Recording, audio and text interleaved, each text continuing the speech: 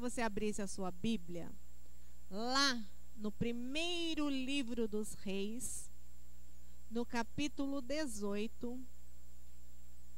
Primeiro livro dos Reis, no capítulo 18.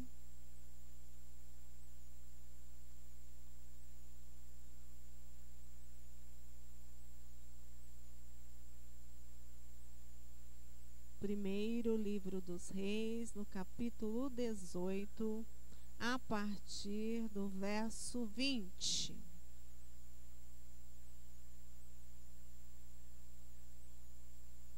Acima do texto que eu vou ler, está escrito assim na minha Bíblia. Talvez na sua também esteja. Elias e os profetas de Baal no Monte Carmelo. Amém?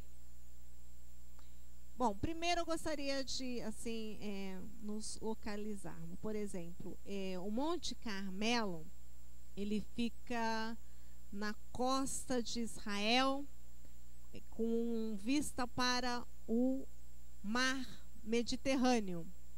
O nome Carmel significa campo fértil. A cidade de Haifa, em Israel, está parcialmente sobre esse monte.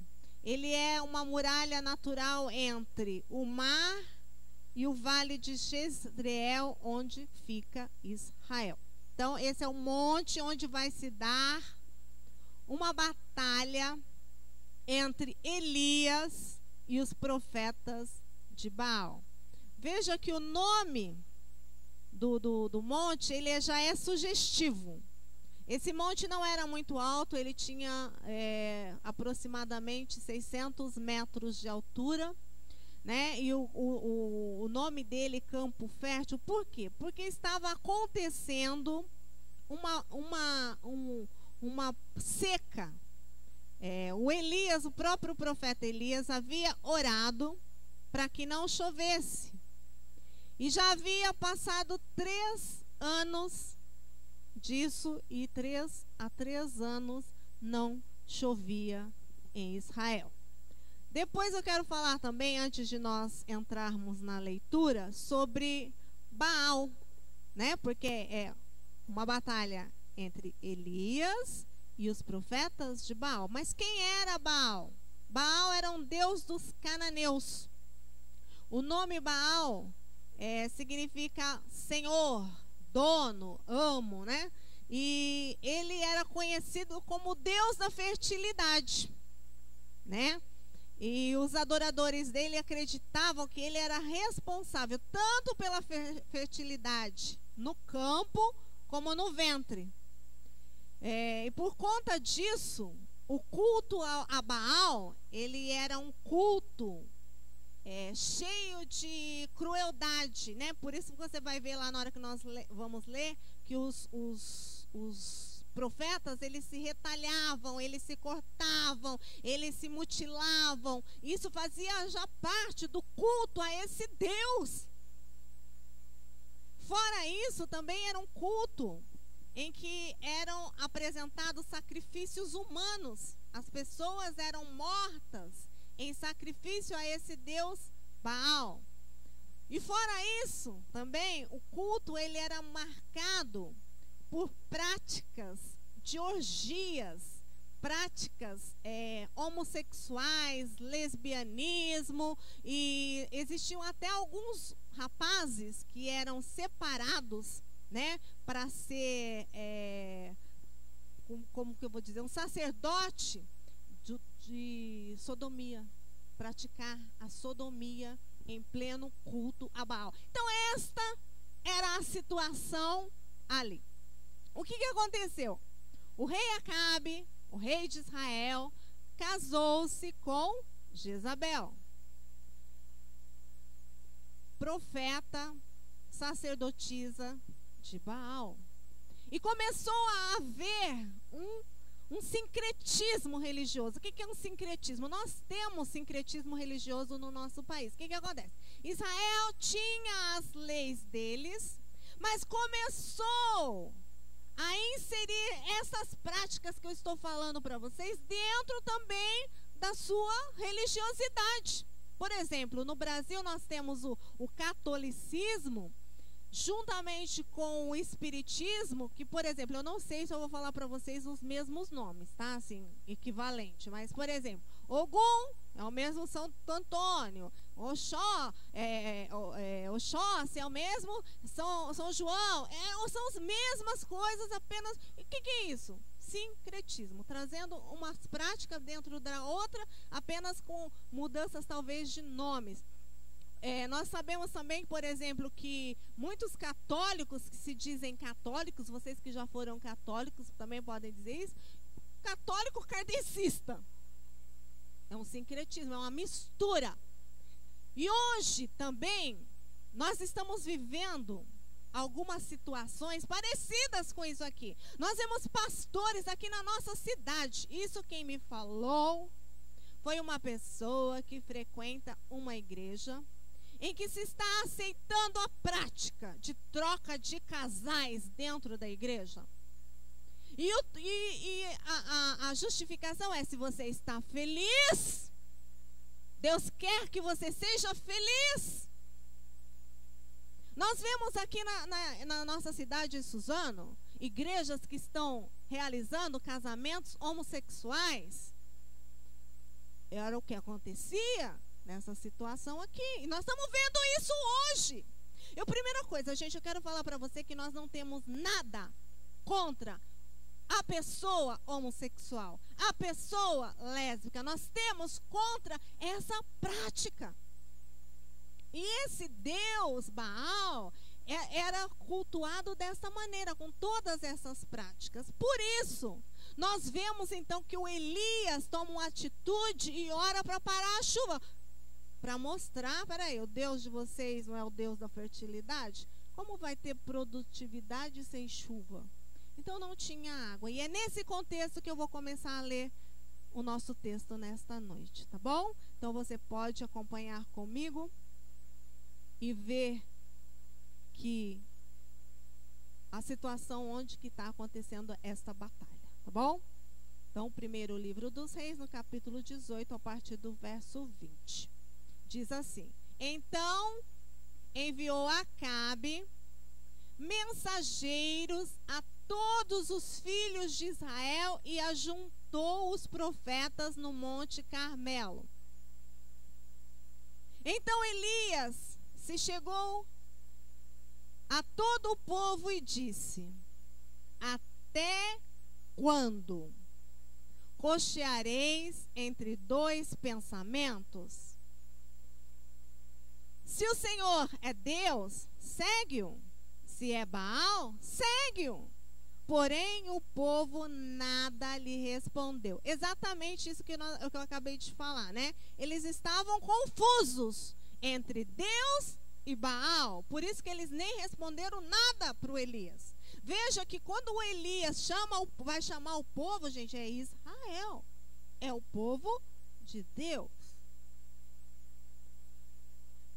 22. Então disse Elias ao povo: só eu fiquei dos profetas do Senhor.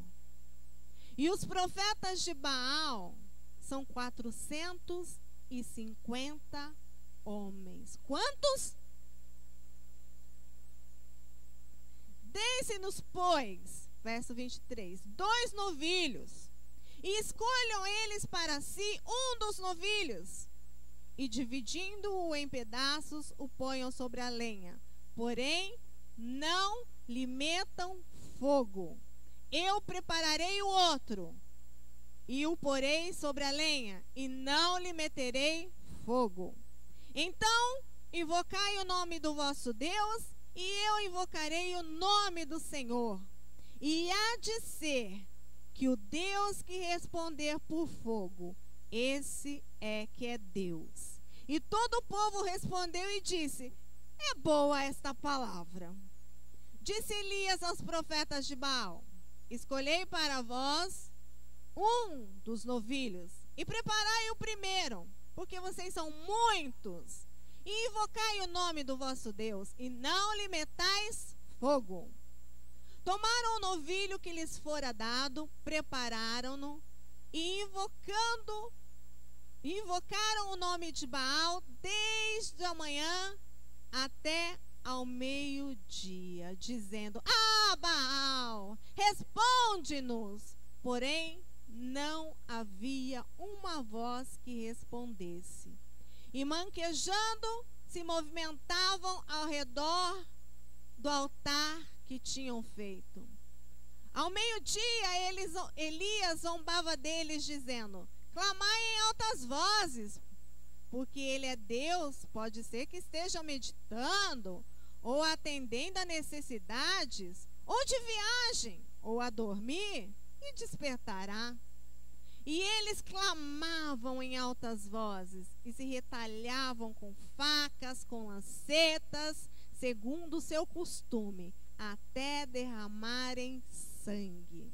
Passando o meio-dia, profetizaram eles, até que a oferta de manjar se oferecesse. Porém, não houve voz, nem resposta, nem atenção alguma. Verso 30. Então Elias disse a todo o povo: Chegai-vos a mim. E todo o povo se chegou a ele. Elias restaurou o altar que estava em ruínas. Tomou 12 pedras, segundo o número das tribos dos filhos de Jacó, ao qual viera a palavra do Senhor, dizendo: Israel será o teu nome. Com aquelas pedras edificou o altar em nome do Senhor. Depois fez um rego em redor do altar tão grande como para semear 2 medidas de semente. Então armou a lenha, dividiu novilhos em pedaços e pôs sobre a lenha, e disse: Enchei de água 4 cântaros e derramai sobre o holocausto e sobre a lenha. Disse ainda: Fazei-o segunda vez, e o fizeram. Disse mais: Fazei-o terceira vez, e o fizeram terceira vez. De maneira que a água corria ao redor do altar. Ele encheu também de água o rego.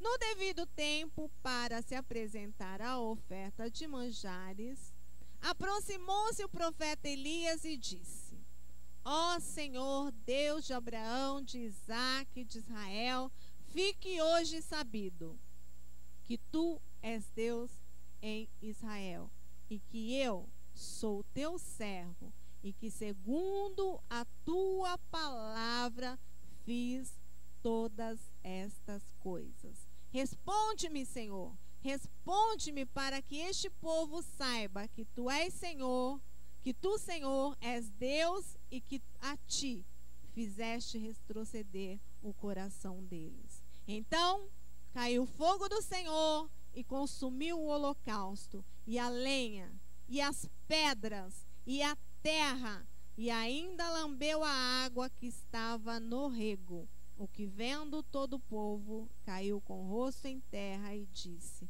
O Senhor é Deus, o Senhor é Deus. E disse Elias: Lançai mão dos profetas de Baal, que nenhum deles escape. Lançaram mão deles, e Elias os fez descer ao ribeiro de Quizon, e ali os matou. Amém? É uma história já bastante conhecida por nós, mas eu gostaria de ver dessa maneira, numa nova perspectiva. Que às vezes nós achamos que essas coisas, essas práticas que nós acabamos de ler, de ouvir, acontecia naquela época.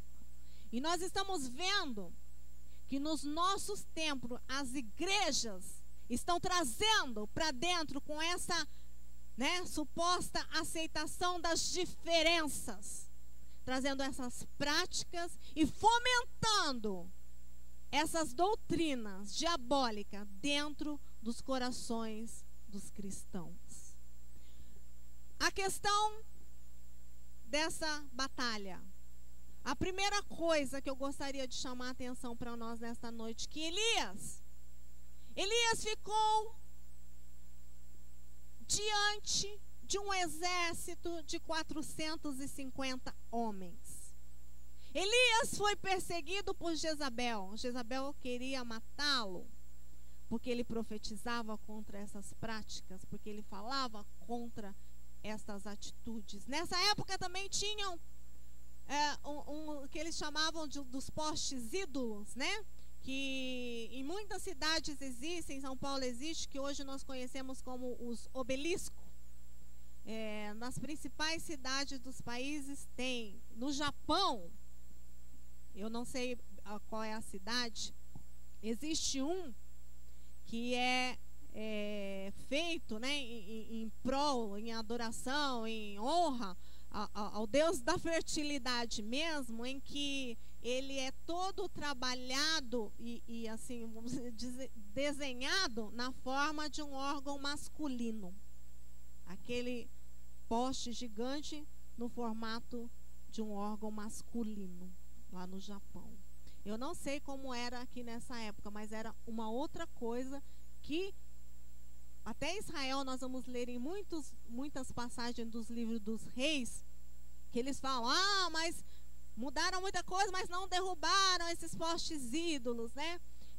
Nós temos que derrubar da nossa vida tudo aquilo que estiver querendo tomar o lugar de Deus, tudo aquilo que estiver se levantando na sua vida e que você começa a vislumbrar que está tomando o lugar de Deus, nós temos que matar. Às vezes é você mesmo. Você começa a se levantar e se achar o todo-poderoso. A igreja precisa de mim, os irmãos precisam de mim. Nem você mesmo precisa de você, querido. O que você precisa é de Deus. O que nós precisamos é de Deus na nossa vida. E o Elias aqui, ele então chega diante de Israel e ele fala: até quando, povo? Até quando vocês vão ficar divididos, vão ficar cocheando entre Baal e Deus? Porque era uma mistura, era uma salada. Hoje você pode falar assim: eu não tenho Baal, mas você tem uma internet, você tem uma pornografia, você tem um orgulho de si mesmo, você tem uma arrogância própria que está tomando o lugar de Deus. Às vezes nós encontramos pessoas tão cheias de si que eu chego a pensar que essa pessoa quer chegar aqui na igreja, que Deus se curve para ela, que Deus se renda a ela. Olha, Senhor, se o Senhor se render aos meus pés, hoje eu toco.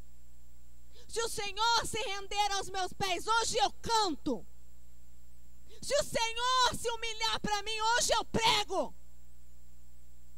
Tem gente assim dentro da igreja e acha que não está adorando Baal.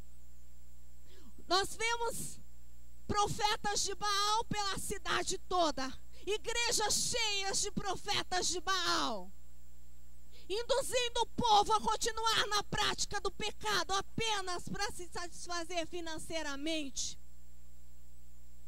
E quando nós encontramos uma igreja bíblica, uma igreja que fala da palavra de Deus, ela não serve para nós, porque ela não faz cócegas nos nossos desejos, nas nossas cobiças, nas nossas vontades. Elias está diante de uma multidão, 450 pessoas. Nós temos aqui talvez um pouco mais nesta noite. E era um homem que não se curvou, que não se rendeu a essas orgias. Nós estamos vivendo, eu costumo falar para as pessoas que são mais próximas de mim, que o mundo está virando uma grande Sodoma. Hoje pela manhã, antes de vir para o culto, às 7 horas da manhã, eu me dirigia para a padaria. E o que eu vejo? Lá vem duas meninas, às 7 da manhã. Meninas terras, eu acredito que não tinham 18 anos ainda, num love. E eu fiquei pensando: meu Deus, A Sodoma está quase chegando dentro dos nossos portões.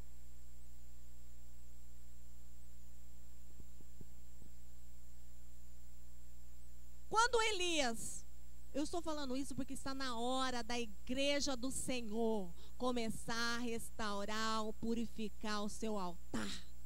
Esse altar estava contaminado. Esse altar estava impuro. Existem talvez aqui nesta noite altares contaminados. O altar que o Elias ia oferecer o sacrifício estava em ruínas. Estava destruído. Estava quebrado. E um altar em ruínas. Uma vida em ruínas. Não desce fogo de Deus. E para nós mudarmos o mundo, para nós temos aprendido com o pastor que nós temos que ser cheios do Espírito Santo. Mas para você se encher do Espírito Santo, você precisa restaurar o seu altar. Aí você pode pensar, mas o meu está em bom estado, então vamos dar uma lustrada nele nesta noite. O altar estava em ruína. Primeira coisa, o Elias, ele deixa o povo em primeiro. Vai você primeiro. Por quê? Porque ele sabia. Elias era o profeta do fogo. Elias tinha comunhão com Deus. Elias havia orado para parar de chover e parou. Depois vocês vão ver que ele vai orar e vai chover. Elias tinha intimidade com Deus. Elias tinha comunhão com Deus. Elias não se importava se existiam 450 profetas e estava ele só porque ele sabia que Deus estava com ele. Porque às vezes você pode pensar assim na sua escola: todo mundo está ficando. Todo mundo está ficando, menina com menina, menino com menino. Se eu não ficar, o que vão falar de mim? Elias estava sozinho. Ele não se importou se eram 450 se retalhando, se mutilando. Ele não se importou se eram 450 homens gritando. Imagina o barulho que é 450 homens gritando. E aí a primeira coisa que o Elias faz é começar a restaurar aquele altar. E aí Elias faz o que? Ele pega 12 pedras. 12 na Bíblia é um número de governo. Representa o domínio de Deus, o controle de Deus, o governo de Deus sobre aquilo. É o que talvez você precise fazer nesta noite. Chamar Deus para ter o controle da tua vida. Chamar Deus para ter o controle do teu altar. Chamar Deus para ter o domínio das suas vontades. Chamar Deus para controlar a tua vida. E deixar de querer controlar Deus. Deixar de querer controlar o Espírito. Porque às vezes nós agimos dessa maneira. Depois o que o Elias fez? Ele preparou aquele altar, ele arrumou a lenha, ele começou a preparar para uma entrega, para ofertar ao Senhor. Que a sua vida seja essa oferta. Que você esteja aqui nesta noite preparando a sua vida para entregar ao Senhor. Como um sacrifício santo, como um sacrifício puro, como um sacrifício verdadeiro. Elias, ele orou e falou: Senhor, para que eles vejam que eu sou teu servo. Igreja, para que nós sejamos cheios do Espírito Santo, nós precisamos ser servos do Senhor. Nós precisamos servir a Deus, porque nós às vezes nós servimos o computador, nós servimos ao nosso bolso, nós servimos a nossa vontade carnal, a nossa vontade material. Tudo isso nós nos colocamos como servos. Servos do meu emprego, servo do meu marido, servo dos meus filhos, servos da minha casa. Tem gente que fica doente se não consegue comprar um objeto novo toda semana. Tem gente que fica doente, doente mesmo, com problemas mentais, se não consegue comprar uma roupa nova todo mês. O que é isso? É servo de si mesmo. Depois que o Elias mostrou que o alvo dele era engrandecer, exaltar ao Senhor, depois que ele preparou aquilo e ele mandou colocar 12, vasilhas com água, mais uma vez o governo de Deus reinando, porque era 4. Ele mandou colocar 4, 3 vezes. 4 vezes 3, matemática, 12. Governo. Depois que ele fez isso, que ele restaurou esse altar, que ele mostrou que Deus ia ser o centro daquilo, que ele colocou Deus como governante maior. Aí o Elias orou. E quando Elias orou, o fogo desceu. Que fogo da onde? Do céu? Está escrito do céu aí? Ah, da onde que veio o fogo? Fogo do Senhor. Desceu fogo do Senhor e queimou todo o sacrifício, e lambeu a água, e queimou e lambeu as pedras e a terra. Não sobrou nada. Quando o fogo do Senhor desce na tua vida, nada resiste. Não há pedra que fique ali, não há água que possa te atrapalhar, não há terra que fique no seu caminho, porque o fogo do Senhor, ele é mais poderoso que qualquer matéria. Que nesta noite você possa ter o desejo profundo de restaurar o seu altar, de ser uma vida transformada, de ser uma vida diferente, e não aceitar as práticas mundanas, as práticas de Baal no meio da igreja, porque Baal está vivo. Baal está com toda a força aí fora e está tentando entrar no seu coração. Baal está tentando entrar no meu coração. Baal está tentando entrar no meio da igreja, e ele só vai conseguir se o fogo do Senhor não estiver queimando no seu altar. Amém? Você pode fechar os seus olhos. Vamos deixar o fogo do Senhor queimar o nosso altar nesta noite. Vamos deixar